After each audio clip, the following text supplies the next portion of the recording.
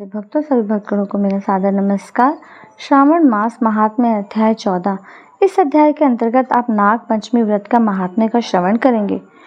श्री गणेशाय नमः।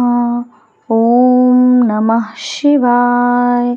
ईश्वर बोले, हे महामुने, श्रावण मास में जो व्रत करने योग्य है वो अब मैं बताऊंगा, आप उसे ध्यान से सुनिए। चतुर्थी तिथि को एक बार भोजन करें और पंचमी को नक्त भोजन करें। स्वर्ण, चांदी, काष्ठ अथवा मिट्टी का 5 फणों वाला सुंदर नाग बनाकर पंचमी के दिन उस नाग की भक्ति पूर्वक पूजा करनी चाहिए। द्वार के दोनों ओर गोबर से बड़े बड़े नाग बनाएं और दधि, शुभ, दुर्वाकुरों, कनेर, मालती, चमेली, चंपा के फूलों, गंधों, अक्षतों, धूपों तथा मनोहर दीपों से उनकी विधिवत पूजा करें। उसके बाद ब्राह्मणों को घृत, मोदक तथा खीर का भोजन कराएं।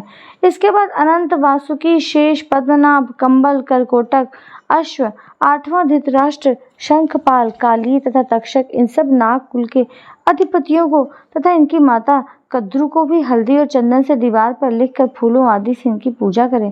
उसके बाद बुद्धिमान को चाहिए कि वामी में प्रत्यक्ष नागों का पूजन करे और उन्हें दूध पिलाए।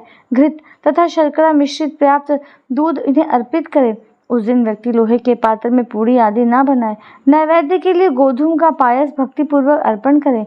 भुने हुए चने, धान का लावा तथा जौ सर्पों को अर्पित करना चाहिए और स्वयं भी उन्हें ग्रहण करना चाहिए। बच्चों को भी यही खिलाना चाहिए, इससे उनके दांत मजबूत होते हैं। सांप की बांबी के पास श्रृंगार युक्त स्त्रियों को गायन तथा वादन करना चाहिए और इस दिन को उत्सव की तरह मनाना चाहिए। इस विधि से व्रत करने पर सर्प से कभी भी भय नहीं होता है।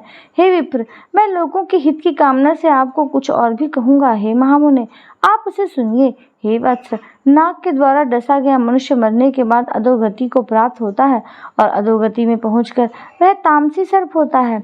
उसकी निवृत्ति के लिए पूर्वोक्त विधि से एक भुक्त आदि समस्त कृत्य करें और ब्राह्मणों से नाग निर्माण तथा पूजा आदि आदर पूर्वक कराएं। इस प्रकार 12 मासों में प्रत्येक मास में शुक्ल पक्ष की पंचमी तिथि को इस व्रत का अनुष्ठान करें और वर्ष के पूरा होने पर नागों के निमित्त ब्राह्मणों तथा सन्यासियों को भोजन कराएं।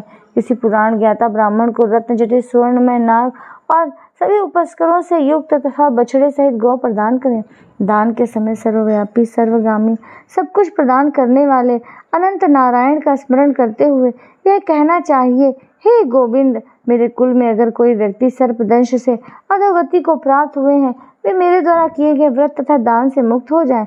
ऐसा उच्चारण करके अक्षत युक्त तथा श्वेत चंदन मिश्रित जल वासुदेव के समक्ष भक्ति पूर्वक जल में छोड़ दें। हे मुनिसत्तम, इस विधि से व्रत करने पर उसके कुल में जो भी लोग सर्प के काटने से भविष्य में मृत्यु को प्राप्त होंगे या पूर्व में मर चुके होंगे, वे सब स्वर्ग गति को प्राप्त करेंगे। साथ ही हे कुलनंदन, इस विधि से व्रत करने वाला अपने सभी वंशजों का उद्धार करके अप्सराओं के द्वारा सेवित होता हुआ शिव सानिध्य प्राप्त करता है। जो मनुष्य वित्त शाठ्य से रहित होता है वह इस व्रत का संपूर्ण फल प्राप्त करता है। जो लोग शुक्ल पक्ष की सभी पंचमी तिथियों में नक्त व्रत करके भक्ति संपन्न होकर पुष्प आदि उपहारों से सौभाग्यशाली नागों का पूजन करते हैं, उनके घरों में मणियों की किरणों से विभूषित अंगों वाले सर्प उन्हें अभय देने वाले होते हैं और उनके ऊपर प्रसन्न रहते हैं। जो ब्राह्मण गृहदान का प्रतिग्रह करते हैं वे भी घोर यातना होकर अंत में सर्प योनि को प्राप्त होते हैं। हे मुनिसत्तम, जो कोई भी मनुष्य नाग हत्या के कारण इस लोक में मृत संतानों वाले तथा पुत्रहीन होते हैं और जो कोई मनुष्य स्त्रियों के प्रति कार्पण्य के कारण सर्प योनि में जाते हैं, कुछ लोग धरोहर रखकर उसे स्वयं ग्रहण कर लेते हैं अथवा मिथ्या भाषण के कारण सर्प होते हैं अथवा अन्य कारणों से भी जो मनुष्य सर्प योनि में जाते हैं, उन सभी के प्रायश्चित के लिए यह उत्तम उपाय कहा गया है। यदि कोई मनुष्य वित्त शाठ्य से रहित होकर नाग पंचमी का व्रत करता है तो उसके कल्याण के लिए सभी नागों के अधिपति शेषनाग तथा वासुकी हाथ जोड़कर प्रभु श्री हरि से तथा सदाशिव से प्रार्थना करते हैं। तब शेष और वासुकी की प्रार्थना से प्रसन्न हुए परमेश्वर शिव तथा विष्णु उस व्यक्ति के सभी मनोरथ पूर्ण कर देते हैं। वह नागलोक में अनेक प्रकार के विपुल सुखों का भोग करके बाद में वैकुंठ तथा कैलाश में जाकर शिव और विष्णु का गण बनकर परम सुख प्राप्त करता है। हे वत्स, मैंने आपसे नागों के इस पंचमी व्रत का वर्णन कर दिया है। इसके बाद अब आप कौन सा व्रत सुनना चाहते हैं उसे बताइए। इस प्रकार श्री स्कंद पुराण के अंतर्गत ईश्वर सनत कुमार संवाद में श्रावण मास महात्म्य में नाग पंचमी का व्रत कथन नामक 14वां अध्याय पूर्ण हुआ।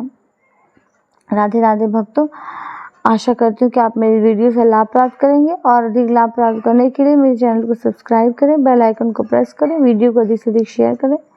नया वीडियो आने तक के नमस्कार, राधे राधे।